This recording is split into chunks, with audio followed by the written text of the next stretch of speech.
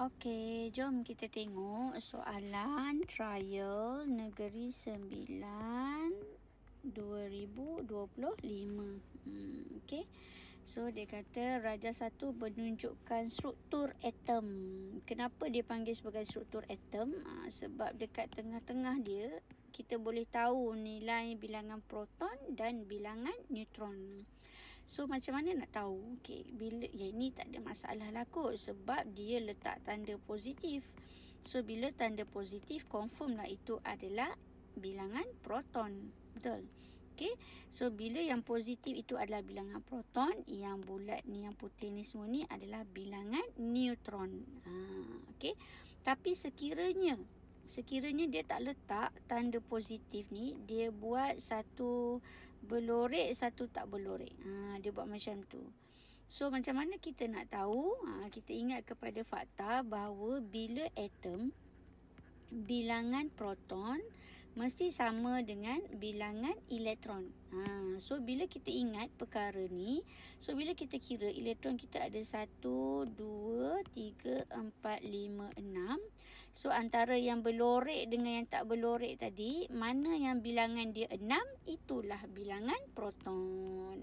Sebab itulah proton dia 1, 2, 3, 4, 5, 6. Sebab benda ni bilangan proton mesti sama dengan bilangan elektron. Okey.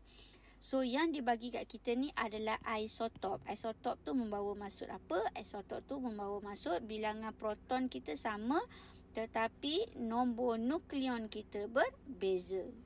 So bila kata bilangan proton sama, so dua-dua ni proton dia 6. Yang ni pun proton dia 6. 1, 2, 3, 4, 5, 6. Betul? Okey. Tapi bilangan karbon dia 12. Bilangan nombor nukleon dia 12. So bila nombor nukleon yang sebelah sini 14, tersasul cikgu. So bilangan neutron kita boleh tolak 14 tolak dengan 6. So kita dapat 8 lah. Bilangan neutron tulisan. Okey, so 8 tu kita ada kat sini. 1, 2, 3, 4, 5, 6, 7, 8. Sama juga kes kat sebelah ni. Kat sebelah ni 12 ni adalah nombor nukleon. Nombor nukleon kita ada 12. So nak dapatkan bilangan neutron, 12 tolak 6. So kita dapat 6. Double check balik. 1, 2, 3, 4, 5, 6. Itulah yang dinamakan sebagai isotop. Bilangan proton sama tetapi nombor nukleon berbeza. Ataupun bilangan proton sama tetapi bilangan neutron berbeza. Okey. So kita dah bedah soalan Sekarang ni kita tengok apa yang dia nak. Okey, perkara pertama dia nak definisi. Apakah yang dimaksudkan dengan isotop? Jawapan kamu mesti bermula dengan atom-atom. Wajib ada. Kalau tak ada, pemeriksa tak tengok dah belakang tu. Okey, atom-atom unsur yang sama yang mempunyai bilangan proton yang sama tetapi bilangan neutron yang berbeza. Okey, yang berbeza. Perkataan yang cikgu garis ni wajib ada. Atom-atom. Ada perkataan ni baru pemeriksa akan tengok yang belakang. Okey. Alright. Kalau tak nak sebut tentang bilangan proton yang sama, kita boleh sebut tentang nombor proton yang sama tetapi nombor nukleon yang berbeza. Pilihlah. Cuma pairing dia kalau bilangan proton, bilangan neutron. Dia lebih cantik lah. Nombor proton, nombor nukleon. Jangan tertukar nombor neutron. Tak boleh. Tak wujud. Yang wujud adalah nombor nukleon. Okey. Alright, soalan seterusnya.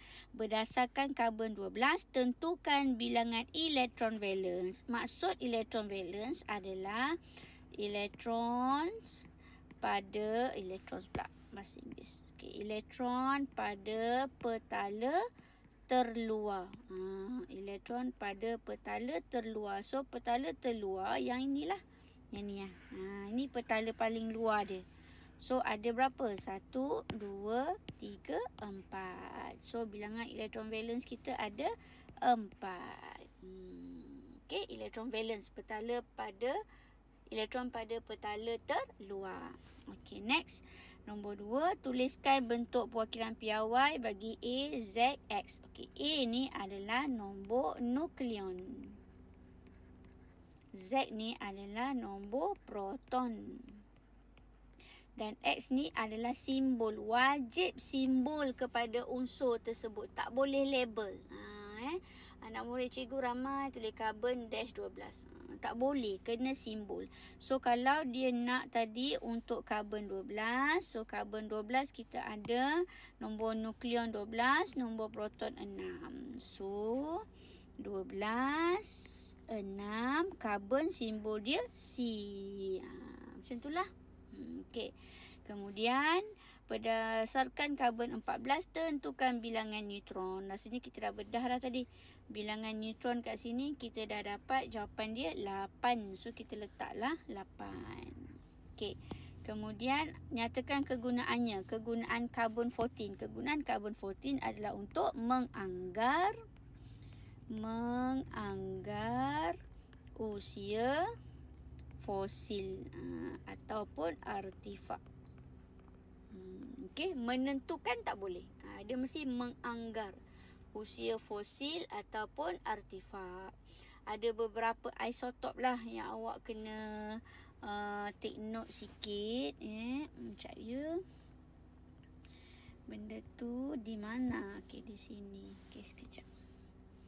Sebab tahun lepas tak silap cikgu dia dah keluar yang uranium. Kalau tak silap cikgu lah, tahun lepas dah keluar uranium. So awak tengok sikit yang benda-benda lain ni lah. Yang ni macam belum lagi. So awak tengok sikit. Okey, itu untuk soalan nombor 1. Okey.